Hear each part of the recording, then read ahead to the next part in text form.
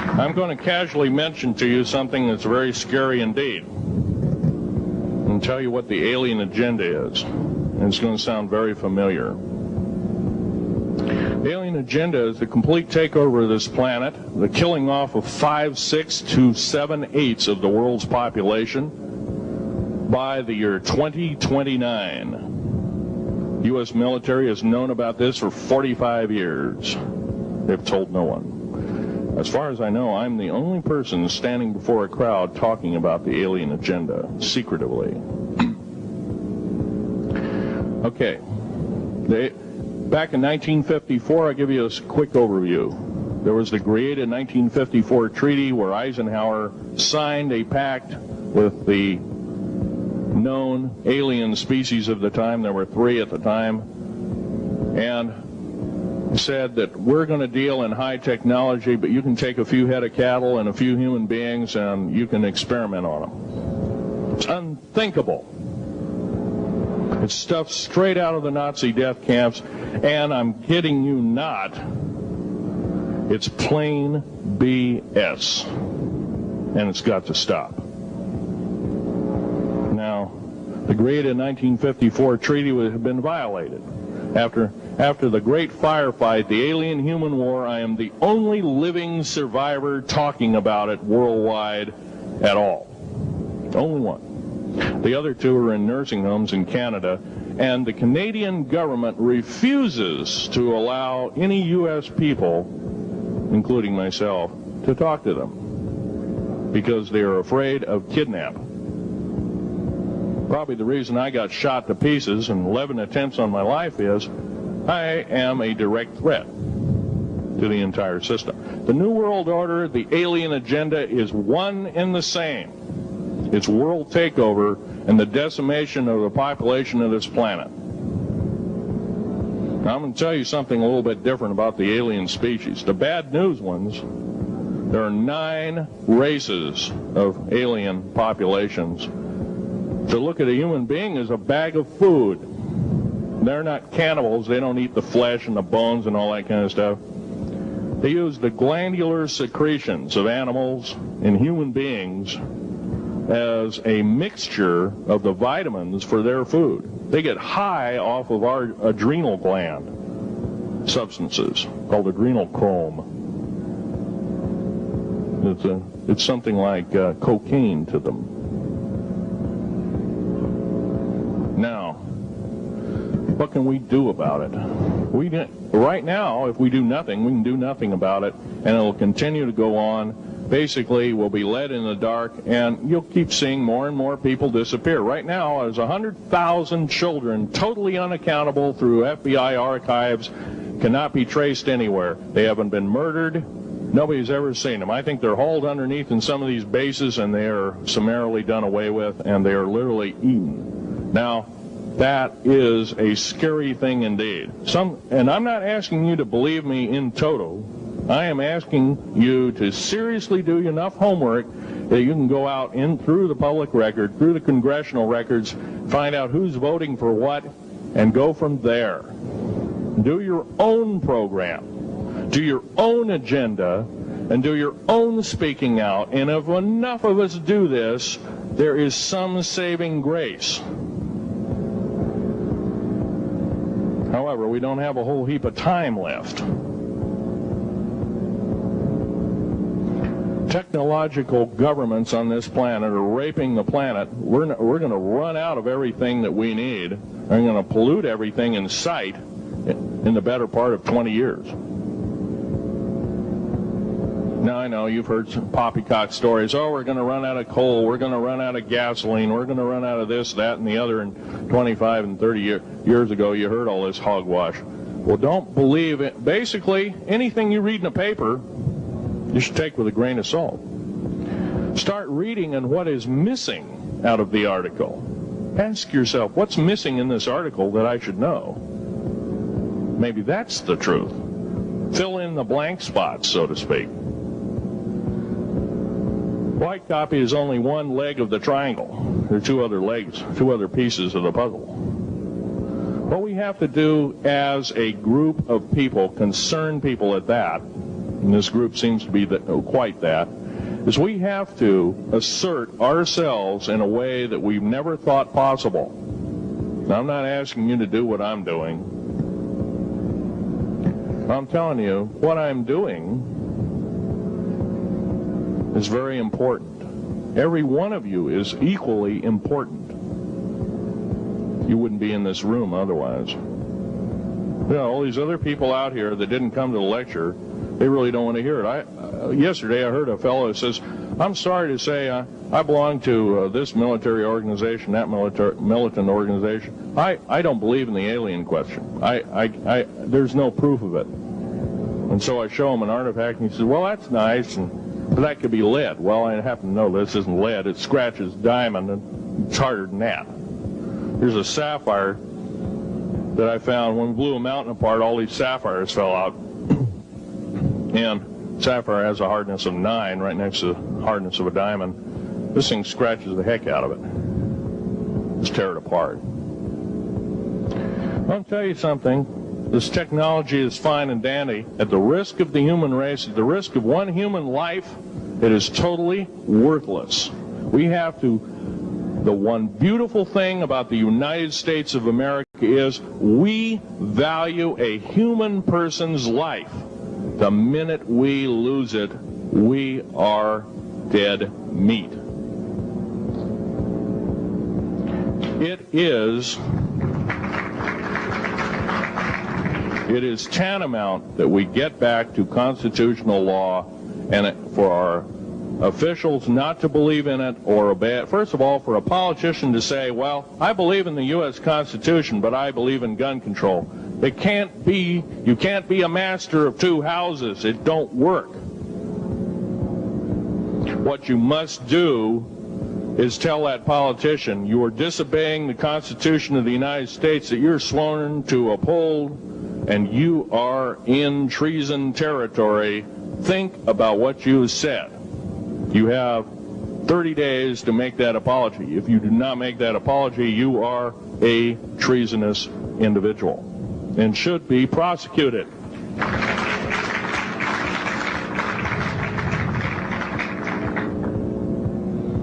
Now, there's a few other things I want to run by you, and they're kind of in rapid-fire order. Area 51 is only one base, one of the 131 bases. Of these 131 bases, I call Area 51 a mega base. It's got more than one base in it. It's Tonopah Test Range, Area 51, S2, S4, Groom Lake, and a host of others.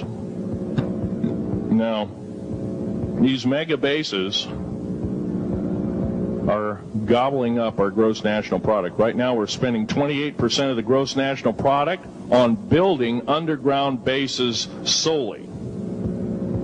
That doesn't count for the defense budget. That doesn't count for the spare parts budget. Doesn't count for any of that at all.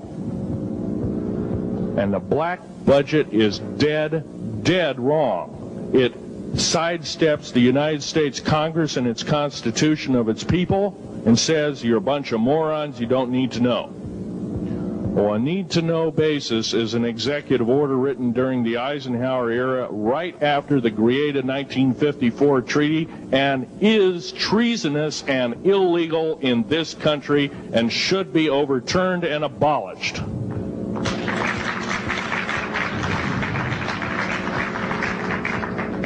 Now, I believe in military preparedness. I believe in military secrecy to some extent. Because there's always going to be spies out there, and there are always going to be people that want your hunk of territory, your house, or your ground, maybe even a country like that. Yeah. Most of us remember what this crazy person in Russia, Zhirinovsky, had to say. We want Alaska back. Well, baby, you're not going to get Alaska back without a horrendous fight. Alaska is my land. I was born here in these United States. I have risk my life and limb for these. Well, good evening, ladies and gentlemen. I'm Bruce McDonald, and this is the Talamanca Review. It's 10:40 p.m. on the 5th of May, Monday. How are you? I'm well, thank you. I came across that Phil Schneider video on X. That was Phil Schneider, for those of you who don't know. And it's really spooky to listen to what he says. I believe that lecture was in 1995, 30 years ago, which would have had me at 28 years old.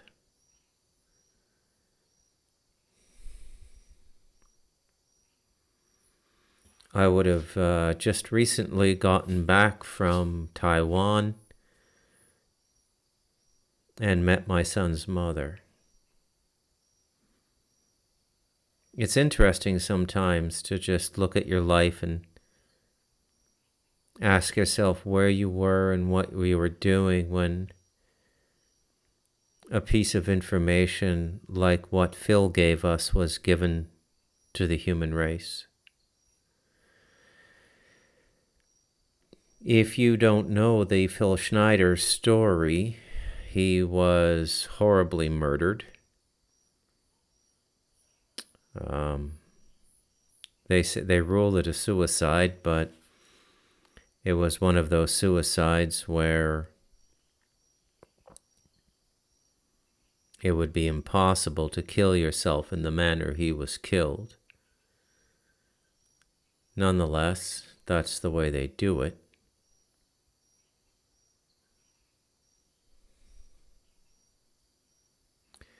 Phil was a German American. Phil was an engineer, and he worked with the people that did the underground bases, the boring technology.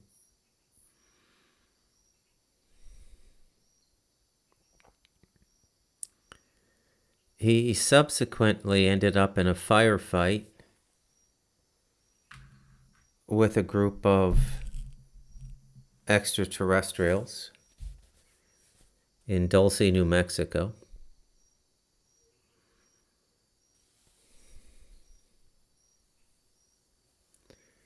And 66 special forces were killed. Not all American, it was an international team. But they came across the underground lair of a group of extraterrestrials. Famous story in UFO lore, the Phil Schneider story. If you're into UFO lore, you know the Phil Schneider story.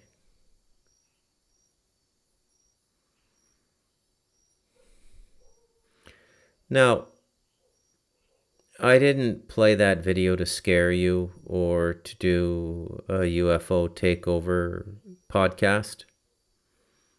Nothing like that.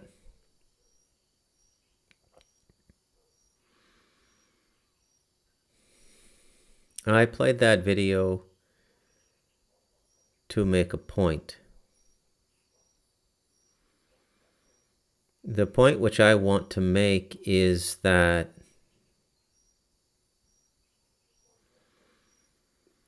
something has happened.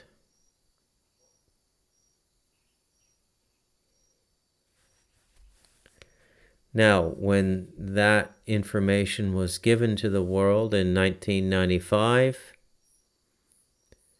I would say that it was 100% accurate.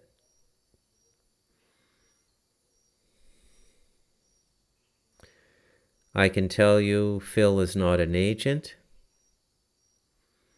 Phil is not mind controlled. Phil did not go through the MK Ultra program. Phil is exactly what he tells you that he is.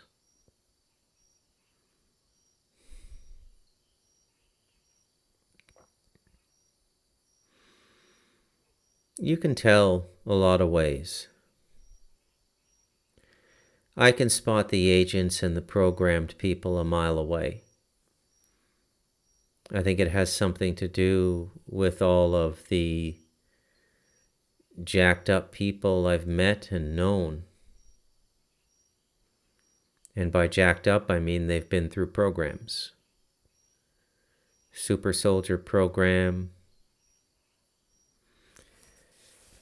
which is really nothing like Jason Bourne or what they portray in the movies. The abilities they look to cultivate in these people are psychic, not physical per se. It's one of the big secrets. One of the biggest secrets, actually.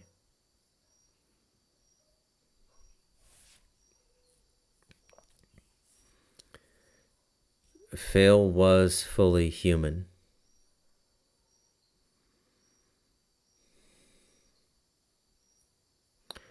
I don't know what his disposition toward life and God was.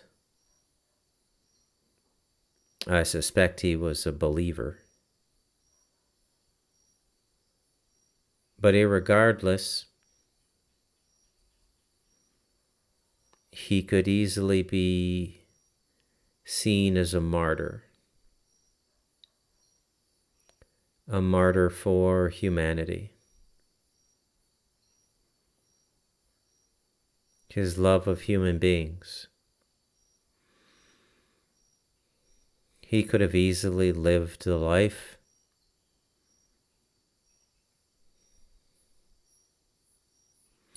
Now, the reason I played the video is it is a perfect way to explain what I believe has happened.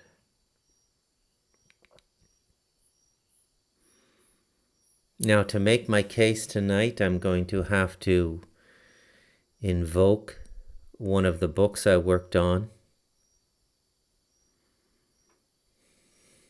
And given that I'm a distribution point, a nodal point for information into this timeline, and the clarification and validation of information that many of you, my listeners, have taken in, and this is in some measure, if not full measure, a spiritual identity.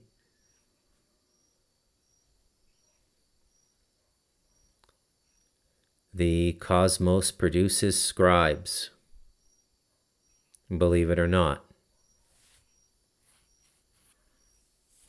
And the scribe has a number of roles.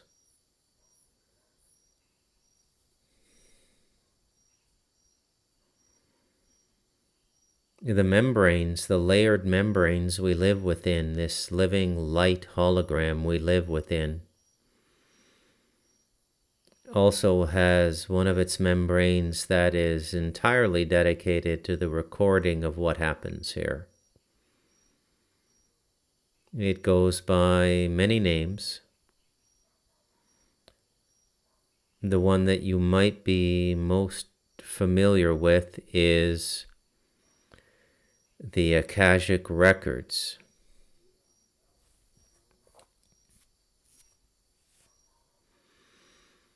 Now, I myself did a book based on the transcripts of an Akashic record reader.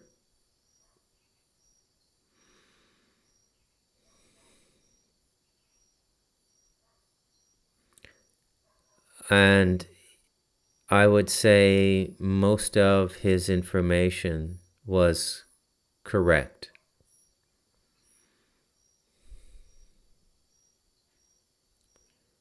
And that was, in fact, his principal mission. And I do believe that it was a mission-based life. You guys know who I'm referring to, right?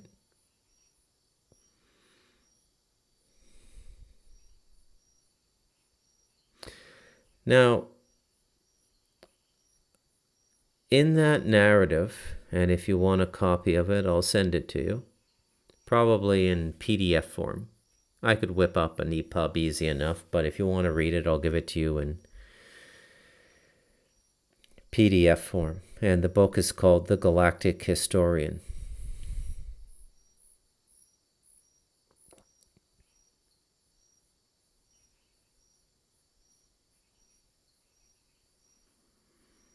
It was a fascinating book to work on.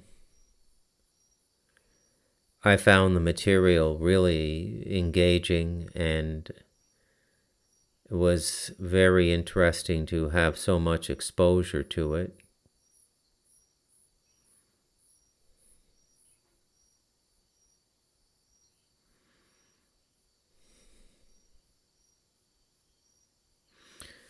One of the things that the book explained very, very well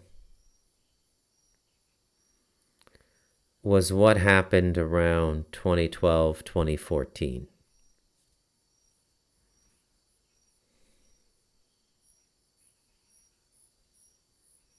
Now, this would have been almost 20 years after Phil Schneider gave that lecture, which we in part watched.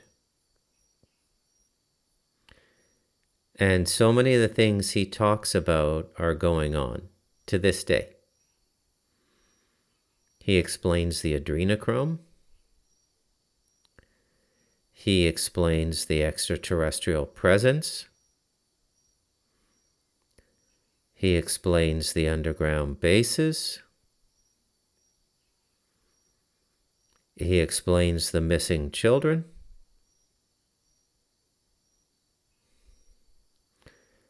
And all of those things are still going on today.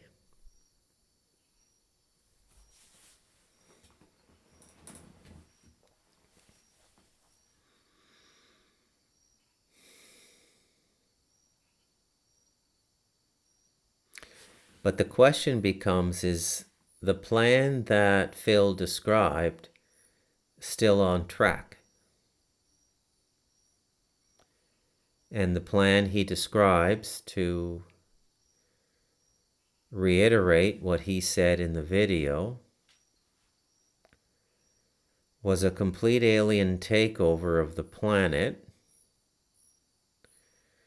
with 5/6 to 7/8 of the human population destroyed. So I guess if you go with the population of 8 billion, that's somewhere between 1 and 1.8 billion people left on the planet. And a complete alien takeover of the planet. And one can only assume what the remaining human beings would be doing. If it's an alien takeover of the planet and they're in a corpus already, why would they not kill us all and just take over the planet and begin breeding?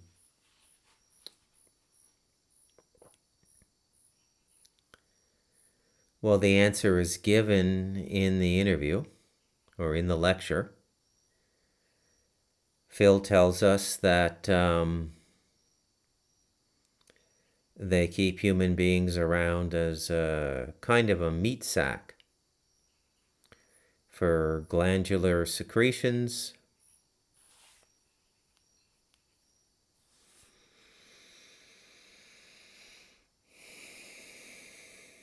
adrenochrome,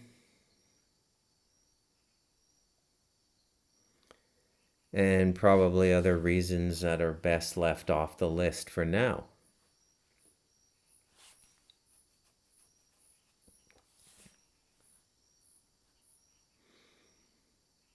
So what happened around 2014, according to the Akashic record reading, is the Creator stepped in, or what the gentleman I worked on the book with called the Creator, which I might refer to as a galactic suzerain.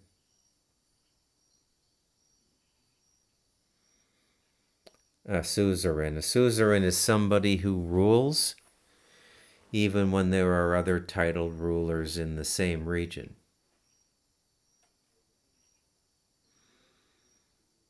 So one of the things that you learn as you go along in this game of unfoldment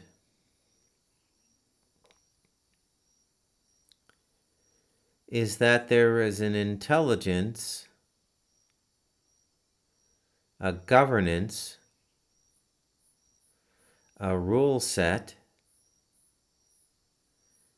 and a law for almost every region. And I mean, wow. That's not only true for geography and distance, which would begin with the mayor of a small town or the mayor of a municipality, whose power would be shared by a council of elected officials we would call a city council. So that would be the immediate ruler of a city. But that city, it fits into a state or a province if you're from the Commonwealth. And those states and or provinces themselves fit into nations. Those nations fit into regions of trading partners and governmental alliances based on shared values. And all of those regions form the earth. And the ruler of the earth is Satan. And then you would have a ruler of the solar system. And you would have some form of organizational, governmental representation on each of the planets in our solar system that have life, which is all of them, whether the life is at the same frequency we live at, meaning we could go to the planets and not see any life there because the life exists at a frequency that is outside our vibrational matrix, meaning they would be non-material to us.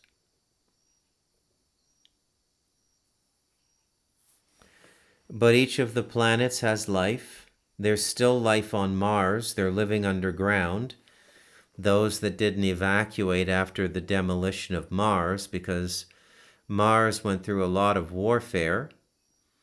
There are a lot of Martians on Earth now who astrally came here and assimilated into the human form through the incarnational grid.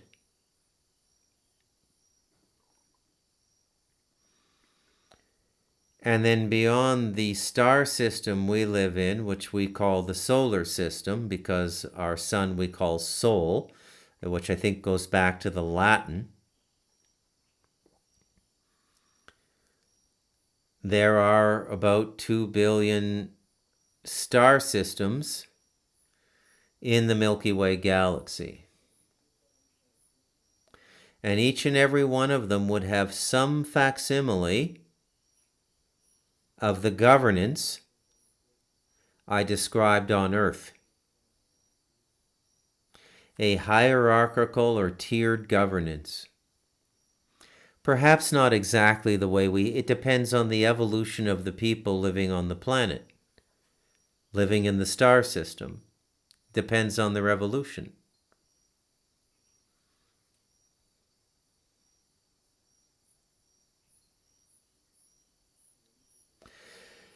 Now, a galaxy has its own spin. Remember, everything in this reality is spinning. The Earth is spinning, the solar system is spinning, the Milky Way galaxy is spinning, and inside the Milky Way galaxy there are 2 billion star systems that are spinning. All of the star systems are spinning with the Milky Way, and all of the planets in their various star systems are spinning.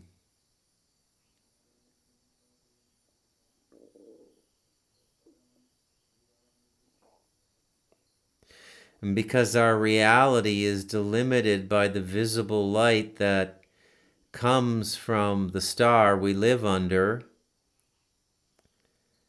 we can say that time and light are in a relationship.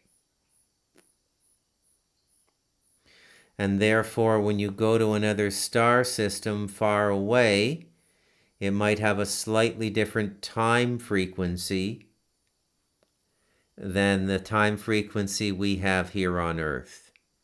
For example, what we call a day might be 36, 48, or 72 hours on another planet. Time may move differently there.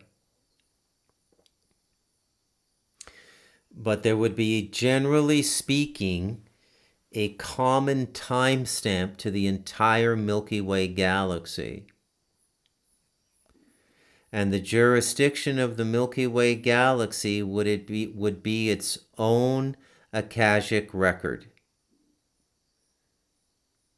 And the creator, or the being appointed by the creator to govern and adjudicate and to maintain the harmony of the Milky Way galaxy, would be the God or the creator that the Akashic record reader was talking about.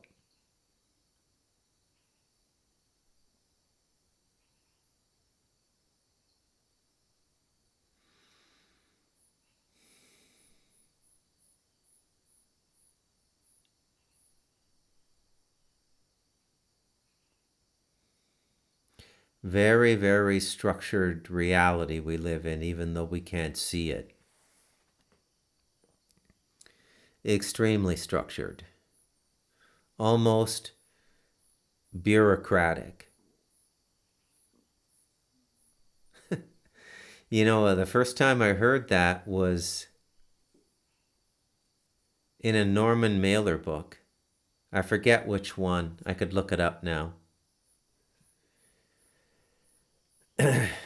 And Norman gave out a lot of good information as well. He told a lot of truth about the CIA and Harlot's Ghost.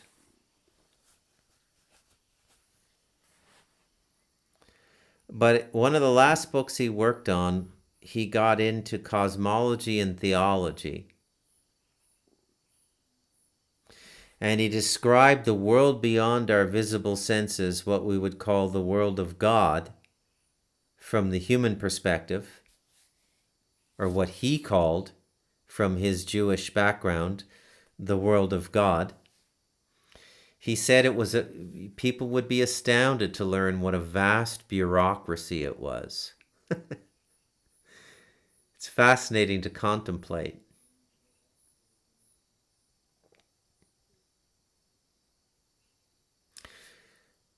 So what happened? Why is it that elements of what Phil Schneider said we can still see, but the overall plan of population reduction by 7/8 by 2029 is probably not going to happen? It's because in 2014, the Creator God, which I described in the pantheon I just gave you, so the galactic God, the galactic ruler, did a kind of an audit of this planet. And the audit was invoked because largely of the time manipulation technology that was given to us by the aliens that Eisenhower met with, or another group of aliens from 1933.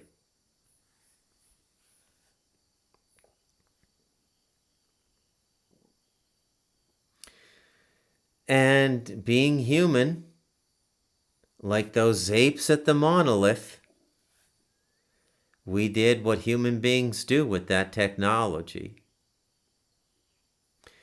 We fucked everything up.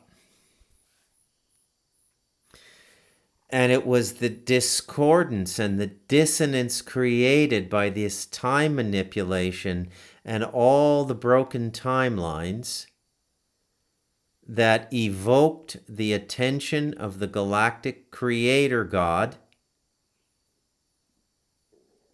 and invoked an audit of the contracts on this planet. And we are living the results of that audit now.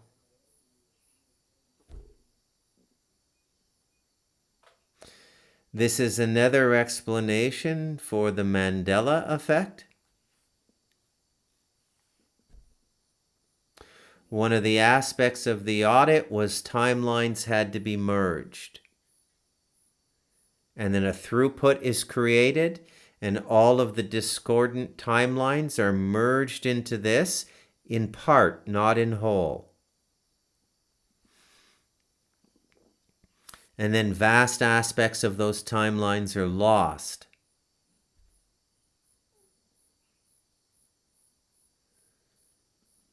And this has created in we human beings this profound sense of displacement, as though the very ground we're standing on is in a perpetual, a never-ending 9.0 on the Richter scale earthquake without the world actually moving. What I mean is we can't seem to get our balance. And this has to do with the timeline merging, the creator's audit, as I define the creator, and this is not the creator I'm referring to when I speak or invoke the creator. This is a lesser being, but let me explain something to you that you learn as you go along. All people placed and all beings placed in positions of governorship must be obeyed in their jurisdiction.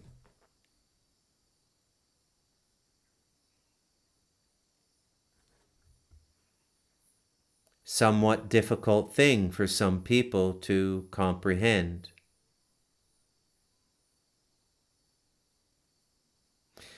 You would apply that rule I just gave you to the definition of the devil given to you in The Devil in Us, not the definition of the devil that Christians and Muslims are giving.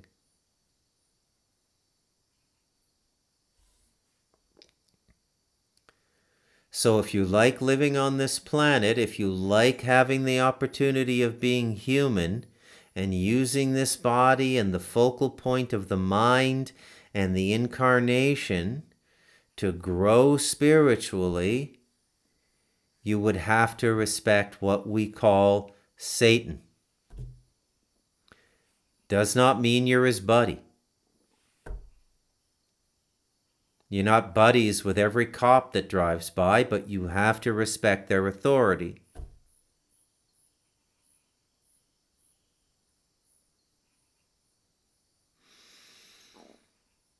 He has a job to do. And his job is to determine whether or not you belong here anymore. And he does that through a series of examinations of your character under stress. That's the job they give him. He shows up every day. Don't talk shit about him. This place wouldn't function without him.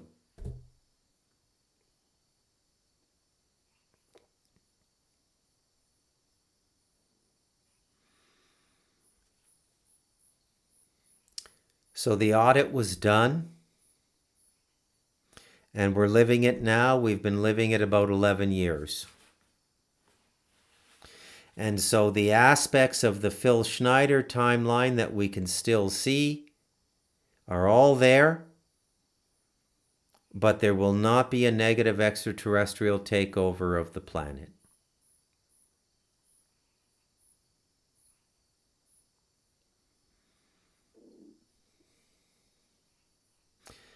Aspects of the purge or the cull will persist for reasons I choose not to get into in this podcast.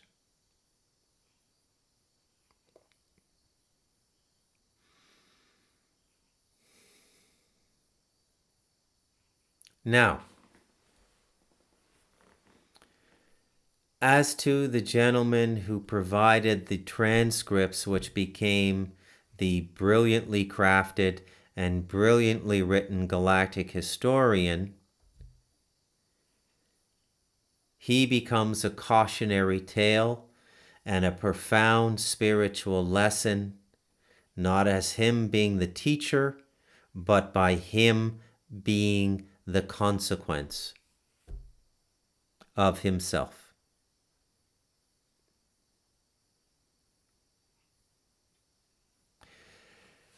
There is an attribute. Oh, by the way, I had 2 litters of cats. Okay? We're all jacked up on cats again. I just got 5 or 6 more cats have joined the family. It's kind of beautiful. They both gave birth on the same day. It's just kind of beautiful. Focus, Bruce. Cat just came through the window. That's why I got distracted. I'm trying to work on my lighting in here so it's a bit better for the podcast. I don't like the glaring reflection off my glasses and stuff. Focus, Bruce.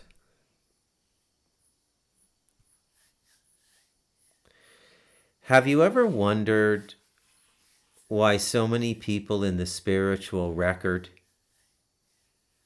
always speak in the name of something?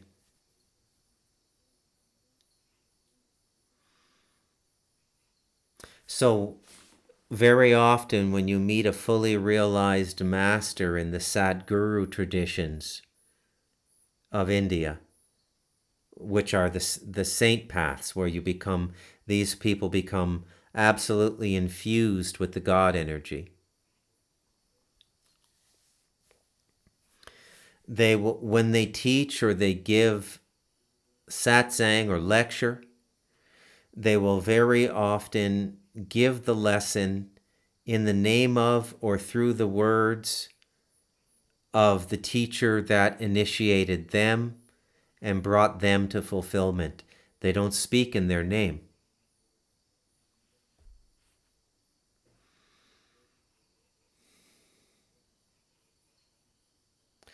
I speak in the name of Spirit, which is an energy current that sustains the hologram, the membranes we live within. Spirit tells me, I tell you. I've been over and over in this podcast what my definition of spirit is. In its pure form, it's an audible and visual experience. Ergo, sound and light.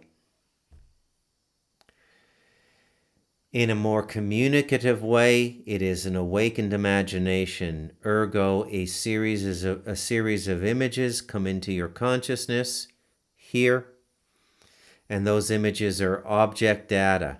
They're not part of an interior fantasy life. They're object data that defies physical law, like knowledge about the future 3 days in the week ahead in the week. Or in the case of my father coming in to invoke the Devil in Us book, it's done through the awakened imagination, which I also consider to be an expression of spirit. So all the good things I give you, they come through me. They are not me. I am a goof. I'm really nothing special. If you ever get to meet me, you'll figure that out pretty quick, right? I'm a nice enough guy. I'm not going to be too hard on myself.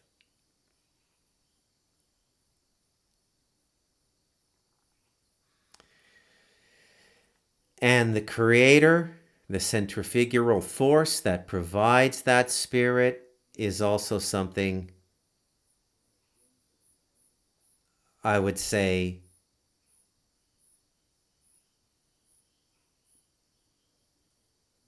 I speak in the name of. You see it throughout the Gospels with Christ. I did not heal you, my Father in heaven healed you. I did not heal you, your faith healed you. Never ever takes it on himself. Now there's a reason people of consciousness do that.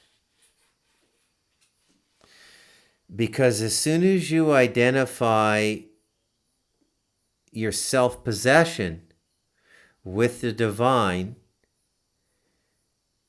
you're setting yourself up for calamity in direct proportion to the degree that you have expanded your consciousness.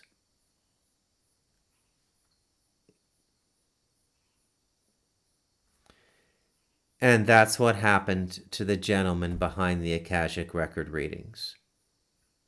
He got lost in a high-level self-possession, the galactic historian self-possession. He became increasingly erratic because a normal person can't ground that energy, which is why it's dissipated in the name of something else. He lacked the humility to do that, and he blew himself up like Wile E. Coyote setting dynamite for the Roadrunner.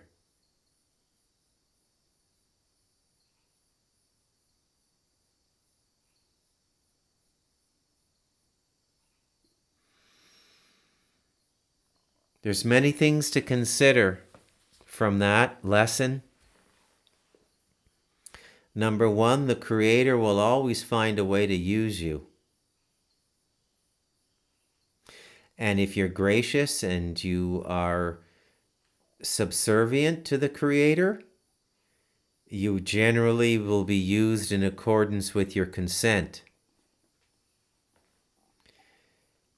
If you disrespect the Creator, you will be used in a measure that violates your consent.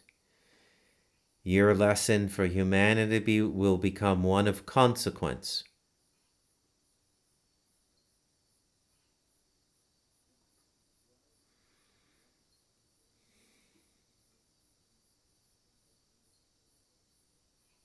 So the things that Phil Schneider told us will be made clear to the human race. Everything I'm telling you will be made clear to the human race. The Creator and the agents of the Creator have an obligation to disclose to us. We're in a constant state of disclosure. You just have to know where to look for it, to see it, to hear it, to experience it. Otherwise, it passes right by you, and you don't even know that you just missed a big piece of disclosure.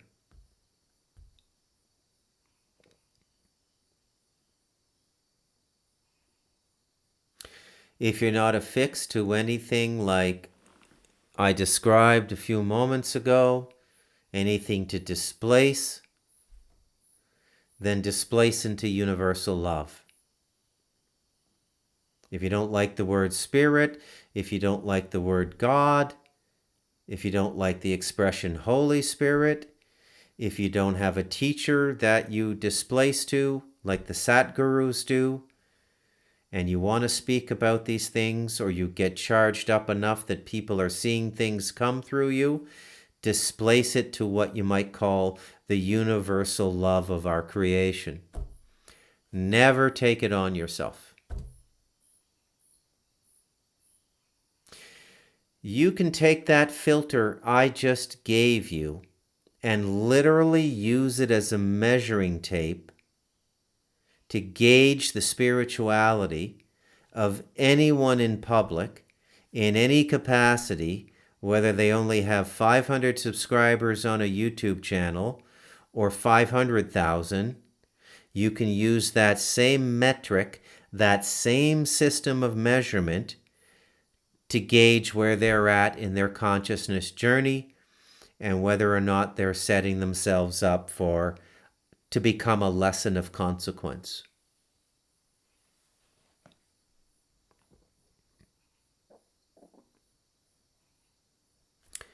I commend Phil Schneider, man. He took huge risks. I would look upon Phil Schneider almost the way you would look upon a religious martyr. And in some measure, I would give the same credit even to Sean David Morton. It's the same thing, just a slightly different language and a slightly different context. They paid a huge price to put us first, rather than joining them and having all of their ego needs met. They put humanity first, and they were attacked, and they were killed for it. Always do things in the name of. And for those two guys, Sean David Morton and Phil Schneider, they did things in the name of humanity, not for themselves. I'm Bruce McDonald, and this has been the Talamanca Review.